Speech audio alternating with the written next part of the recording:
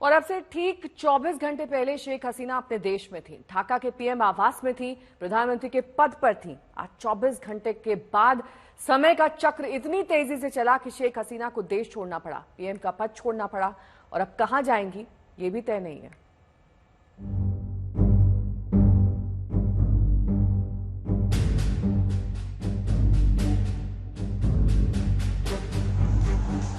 जिस देश में शेख हसीना ने 15 साल तक शासन किया, वहां से निकलने के लिए उन्हें बस 45 मिनट का वक्त मिला। हद तो ये कि 45 मिनट के इस मोहल्लत में भी उन्हें अपनी मर्जी के मुताबिक कुछ करने की इजाजत नहीं थी। शेख हसीना देश छोड़ने से पहले राष्ट्र के नाम वीडियो संदेश देना चाहती थी, लेकिन सेना की तरफ से मंजूरी नहीं मिली। हिंसा की आग में झुलसते बांग्लादेश को छोड़कर शेख हसीना को चुपचाप ही वहां से निकलना पड़ा। 2009 से लगातार सत्ता में काबिज शेख हसीना एक बार फिर सत्ता में आने का दावा कर रही थी। अब वहां भविष्य में लौटने को लेकर खुद उनके बेटी की तरफ से ही इनकार है। सब Bangladesh एखोनो they still support Awami League. I know that. Majority. This is the vocal minority. And they have chosen to destabilize Bangladesh. Well, now they will get the leadership they deserve. अब कौन चलाएगा ये हमारा बात नहीं है। देश छोड़ने के तुरंत बाद पीएम आवास में जिस तरह की लूटपाट हुई, उन तस्वीरों से हसीना को पता चल गया होगा कि उनके खिलाफ लोगों में कितना गुस्सा है।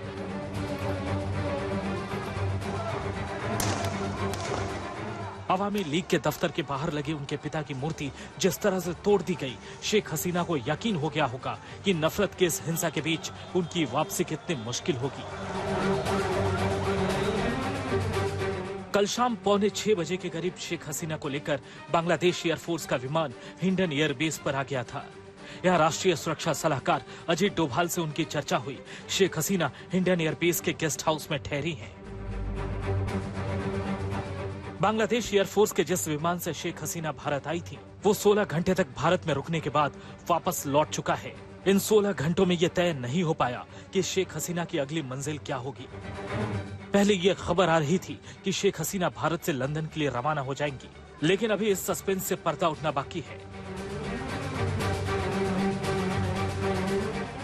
शेख हसीना के करीबी सांसद जमाल अहमद खान के मुताबिक इस पर फैसला अगले कुछ दिनों में हो सकता है। शेख हसीना ने भले ही लंबे वक्त तक सत्ता में रहने की रणनीति बना रखी थी, लेकिन सत्ता से हटने के बाद को लेकर उनकी किसी तरह की कोई तैयारी नहीं थी। मंजीत नेगी के साथ आज तक ब्यूरो। तो शेख हसीना सरकार के तख्ता पलट के बाद जो सूरत हाल है, उससे भारत को सतर्क रहना जरूरी है, क्योंकि ये सिर्फ बांग्लादेश की कहानी नहीं है। पिछले कुछ सालों में पूरब से पश्चिम तक भारत के हर पड़ोसी मुल्क की बदसूरत तस्वीरें दुनिया ने देखी हैं, जो फिक्र के लिए काफी है।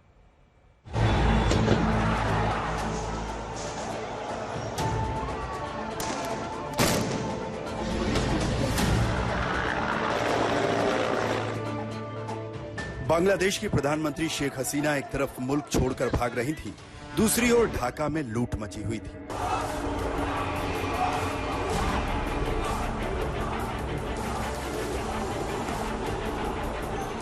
प्रदर्शनकारियों ने अपने मुल्क के प्रधानमंत्री के घर में घुसकर ऐसी लूट मचाई थी, जिसकी तस्वीरें जिस किसी ने भी देखी, उनके सामने अफगानिस्तान से पाकिस्तान तक के मंजर घूम गए।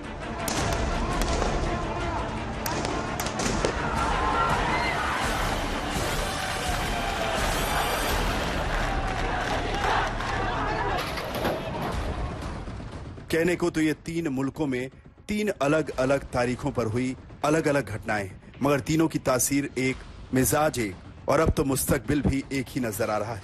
अभी अफगानिस्तान में जैसे तालिबानियों ने तख्ता पलटकर जश्न लूटा था, कभी पाकिस्तान में जैसे आवाम ने ठिकानाए फौज को लूटा था, कुछ उसी तरीके से बांग्लादेश में उन्मादियों ने जमहूरियत लूटी। और ये लूट कितनी तयशुदा थी और ये तब्दीली कितने पुरसुकून थी। ये इनकलाब कितना इत्मीनान से हुआ कि मगरिब की मीडिया को अब ढाका ही नहीं, पूरा बांग्लादेश अमन व अमान में डूबा नजर आता है। आसमान से बांग्लादेश की खूबसूरत तस्वीरें सामने आ रही हैं। सड़कों पर अब आग नहीं, अमन है। जिस हुकूमत का तख्ता एक रोज पहले पलटा गया, उसी हुकूमत की कामयाबियों की निशानी सड़कें, फ्लाईओवर्स और मेट्रो से लेकर दमकते इंफ्रास्ट्रक्चर तक चारों ओर शांति है। बाजार गुलजार है, शहर में भीड़ भाड़ सामान्य है, कहीं कोई अशांति नजर नहीं आती, मानो इस शहर में कुछ हुआ ही नहीं। ये कल की बात थी जब जमहूरियत के तख्ता पलट का जश्न सेना के टैंक पर मनाया जा रहा था। ये कल की बात थी जब सदरे मुल्क की रिहाइश पर लुटेरों का हमला हो गया था। ये कल की बात थी जब इंसाफ के इंकलाब के नाम पर अकलियतों के आशियाने फूंके जा रहे थे। अब तो ढाका से लेकर पेरिस तक बस जश्न ही जश्न है।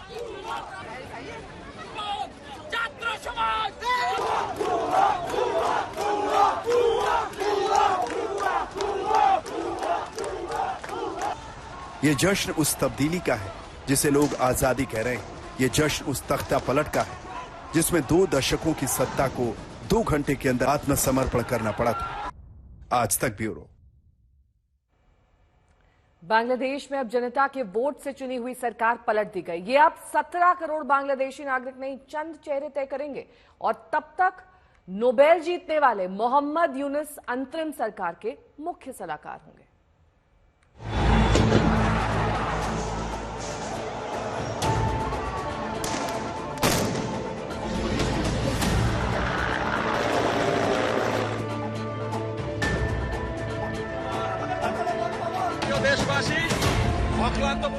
बांग्लादेश की पीएम शेख हसीना ने जैसे ही ढाका छोड़ा, इंसाफ के लिए इनकलाब करने वालों की फौज लूट खसोट में जुट गई। पीएम के घर में तो जमकर लूट हुई थी।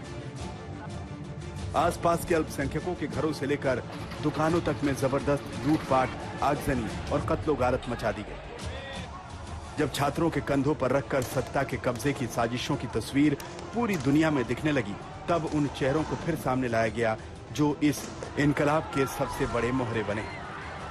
ये नाहिद इस्लाम है, जिन्होंने स्टूडेंट अगेंस्ट डिस्क्रिमिनेशन आंदोलन के नाम पर शेख हसीना की सरकार का तख्ता पलट करने में अहम भागीदारी निभाई। इन छात्रों को अब भी लगता है कि ये तब्दीली उनकी आवाज पर हुई। ये बांग्लादेश की फौज तक को चुनौती देने की हिमाकत कर रहे हैं। इन छात्रों को क्या पता कि अब बांग्लादेश में वही होगा जो फौज चाहेगी।